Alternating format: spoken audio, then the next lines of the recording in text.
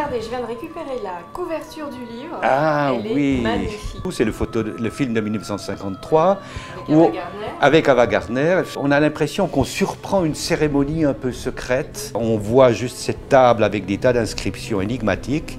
On identifie immédiatement justement cette table ronde mythique. Absolument, qui est vraiment au centre de l'ouvrage et au centre du mythe. La matière prémédiévale de la table ronde avec ses héros, Arthur, la reine Guenièvre, Merlin, Lancelot, la quête du Graal, Tristan et Iseult, etc., constitue, disons, un ensemble mythique le plus important de la littérature occidentale.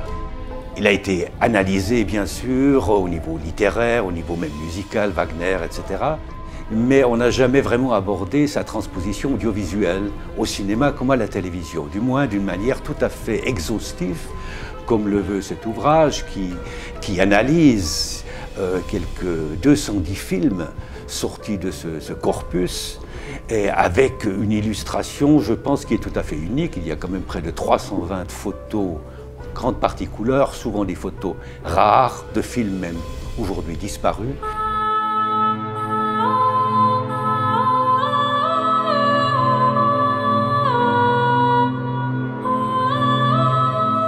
J'essaie d'aborder le mythe du point de vue historique, d'une part, voir ce qu'il existe dans les sources authentiques, comment se présente le transfert en sorte de fondu enchaîné, pour parler cinéma, de la civilisation celte au christianisme, puisque le mythe se passe en principe autour du 5e siècle, et puis ensuite comment ce mythe a été instrumentalisé par le Moyen-Âge à proprement parler, au XIIe siècle, au XIIIe siècle, récupéré par la monarchie anglaise, ensuite remis à la mode au XIXe siècle par les romantiques, une espèce de Moyen-Âge fantasmé, néo-gothique, qui n'a plus grand-chose à faire avec le réel, l'authentique Moyen-Âge, et puis on aboutit au XXe siècle.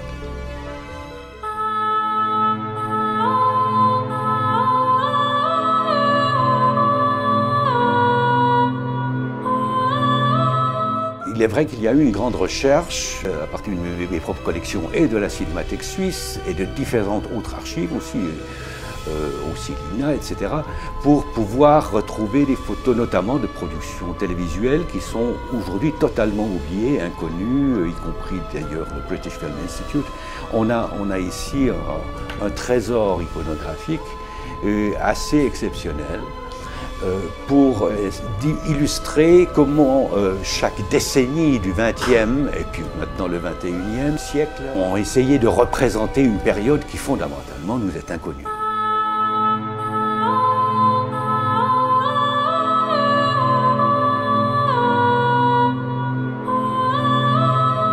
La saga, si on veut lui être fidèle, est au fait un mythe qui a une fonction essentiellement symbolique.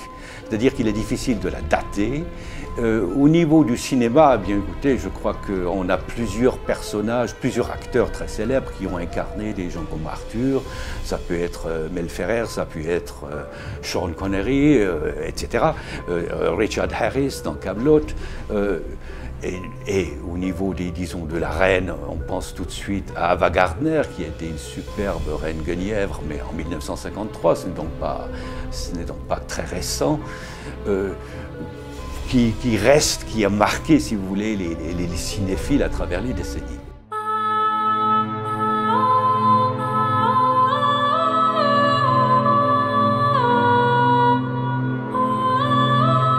J'ai été frappé d'une part parce que les historiens eux-mêmes sont extrêmement perplexes sur la question de la datation et puis de l'origine de ce mythe.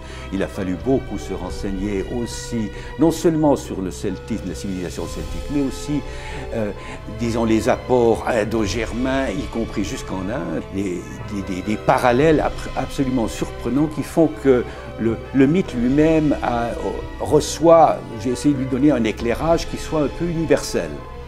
Ce qui évidemment jure avec l'éclairage strictement chrétien du XIIe siècle, cistercien même, mais qui l'explique en même temps, et qui par conséquent donne à ce mythe un poids philosophique utilisons le terme audacieux, le spirituel même, métaphysique, qui tente à disparaître complètement au cours du 19e, et je parle de littérature, de théâtre, d'opéra, bien sûr, avec Wagner, de peinture, énormément de peinture, les pré-raphaélites par exemple, avec tous les auteurs littéraires, les Walter Scott, etc., qui ont abordé la matière. Tout cela, est, si vous voulez, ensuite devient l'héritage dont s'occupe le cinéma et l'audiovisuel en général. L'enquête du livre sous-jacente, c'est essayer de comprendre comment, à travers les fluctuations du XXe et XXIe siècle, ce mythe qui remonte à des temps immémoriaux, peu à peu est modifié en fonction évidemment de l'actualité, et puis ensuite est carrément, je dirais, travesti, même faussé quelque part, à travers ce que j'appelle la Tolkienisation, à savoir l'apport de Tolkien, et puis ensuite de l'heroic fantasy et tous les courants à la mode depuis les années 70, 80, etc., jusqu'à aujourd'hui, où d'un coup on arrive à ne plus reconnaître du tout le mythe originel, et même on a l'impression qu'on coupe les ponts avec quelque chose qui doit être fondamental dans notre identité culturelle. Je pose simplement des questions, disons, en me référant toujours aux sources d'origine. C'est cette approche ou ce regard-là qui sous-tend l'ensemble de l'ouvrage, même si cet ouvrage, au fait, parle de cinéma et de télévision. Mais enfin, le cinéma et la télévision, qu'est-ce que c'est d'autre qu'un transfert visuel, une sorte de subconscient collectif.